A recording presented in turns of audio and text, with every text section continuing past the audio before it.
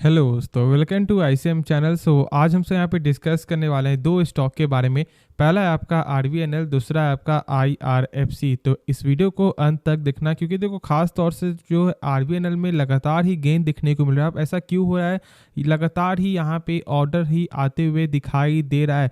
और जो मैंने कहा था कि आप उस प्राइस से बाई करते, तो आज बहुत सारे लोग यहाँ पे प्रॉफिट बुकिंग करते हैं, एक अच्छा खासा प्रॉफिट यहाँ पे जनरेट करते हैं। यहाँ पे बहुत से लोग यहाँ प्रॉफिट बुकिंग भी करते हुए दिखाई देते। लेकिन क्या अभी भी यहाँ पे हम लोग फ्रेश एंट्री ले सकते हैं? तो हम लोग उसके बारे में यहाँ पे जानेंगे, क्या न्यूज़ है वो भी हमसे देखेंगे। तो यार इस वीडियो को जरूर से अंत तक देखना।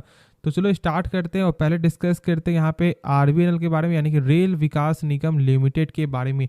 देखो आज यहाँ पे 14% तक जो गेन आपको देखने को मिल रहा है, यानी कि इसका जो लेवल है वो अब आ चुका है 88 रुपया 35 पैसा, जो एक बेहतरीन लेवल पे आते हुए दिखाई दे रहा है। खास तौर से हम तो ये भी देखेंगे कि यहाँ पे एक्सपर्ट का क्या मानना है। लेकिन यदि आप इसके उससे पहले देखोगे तो 5 दिन में ये जो स्टॉक है ऑलमोस्ट आपको 16% तक जो रिटर्न आपको दिखा रहा है। 1 मंथ चेक करोगे 32%, और 6 मंथ तक देखोगे तो 123% का यहाँ पे रिटर्न है।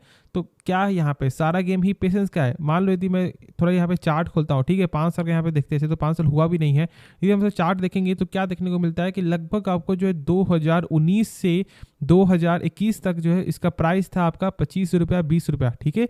ऑलमोस्ट तो एक बीच में तो आपको 20 रुपये से नीचे स्टॉक भी आपको आ गया था। लेकिन जिसने भी यहाँ पे पेशेंस रखा वो एक अच्छा यहाँ पे मुनाफा भी कमा रहा है, ठीक है। तो वो तो है ही, लेकिन फ्रेश एंट्री लेने से पहले न्यूज़ देख लेते हैं, फिर हम तो यहाँ पे आपको बिना टाइम वेस्ट किए हुए सारा कुछ जान लेते हैं। तो यहाँ पे आप देख रहे हो कि एक बड़ा ऑर्डर फिर से आते हुए दिखाई दे रहा है, और यहाँ पे गुजरात मेट्रो रेल कॉरपोरेशन के द्वारा ये ऑर्डर कुछ भी नहीं है। यहाँ पे ऑर्डर आपको जो national highway authority of India के द्वारा भी एक बड़ा ऑर्डर आते हुए दिखाई दे, यानी कि आपको हाईवे बनाने के लिए।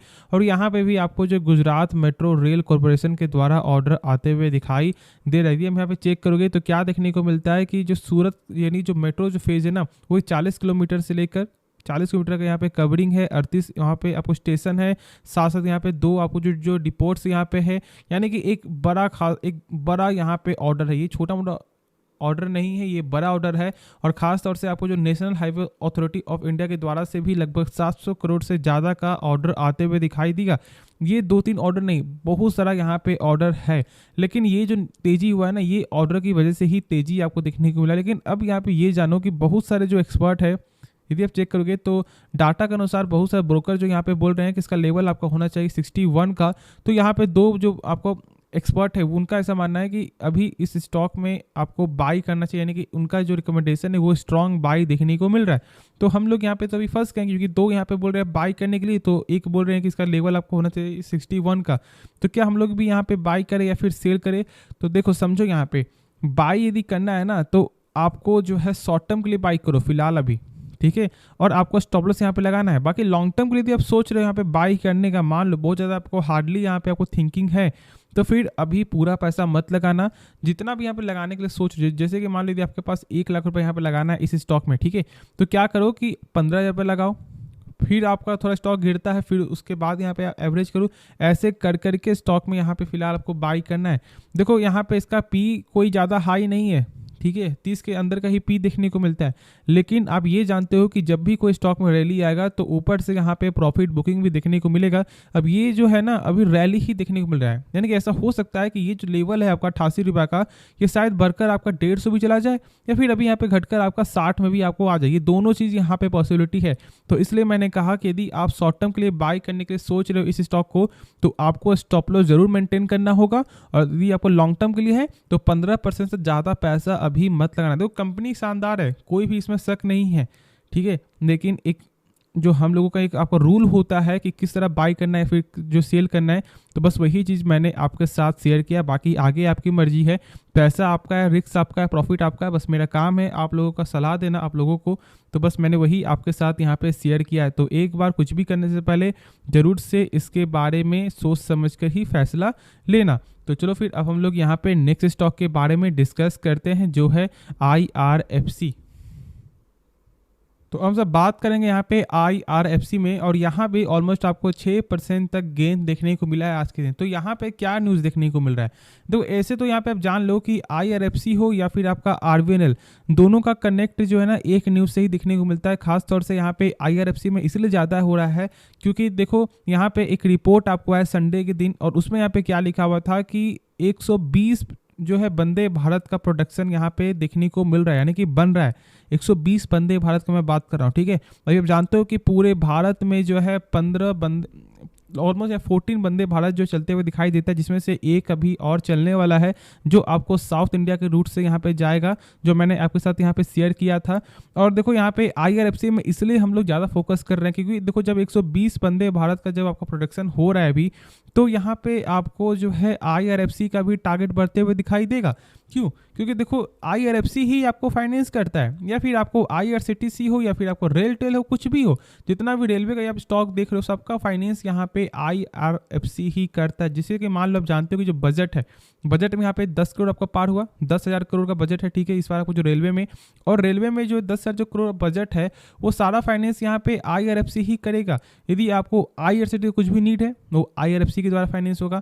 प्लस आप जानते हो कि IRFC एक ऐसा कंपनी है जिसका NPA यहाँ पे 0 है, यानी कि कोई भी बैड लोन नहीं है। अब मैंने इसके बारे में बहुत सारे वीडियो में बताया हुआ है, इसलिए मैं इस वीडियो में आपको नहीं बताऊंगा क्योंकि बहुत से लोग यहाँ पे बोर हो जाते हैं, तो इसलिए इसको हम लोग स्किप करते हैं। लेकिन बस शॉर्ट में जान लो कि NPA का मतलब होता है बैड लोन, और इसलिए यहाँ पे 0 बैड लोन है, 0% बैड लोन है, क्योंकि ये सरकारी कंपनी है तो ये सरकार का ही रिस्क में यहाँ पे आ जाता है, तो इसलिए कोई भी इसका NPA देखने को नहीं मिलता है।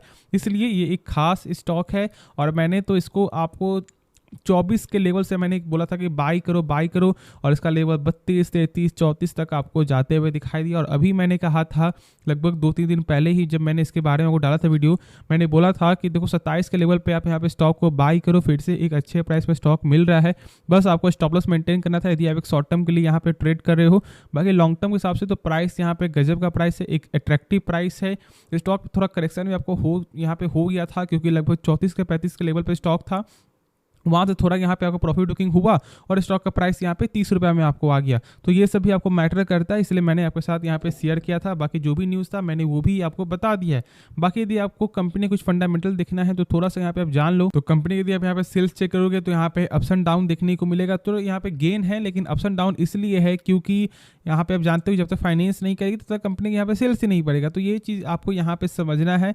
बाकी कंपनी यहाँ पे चेक करो आपका ईयर ऑन ईयर के हिसाब से तो लगातार ही बढ़ते हुए दिखाई दे रहा है, और अभी फिलहाल अभी यहाँ पे Q4 का नंबर आना बाकी है, और उसके बाद भी यहाँ पे जो पिछले ईयर का जो भी रिकॉर्ड था वो यहाँ पे ब्रेकडाउन आपका हो चुका है सेल्स के हिसाब से।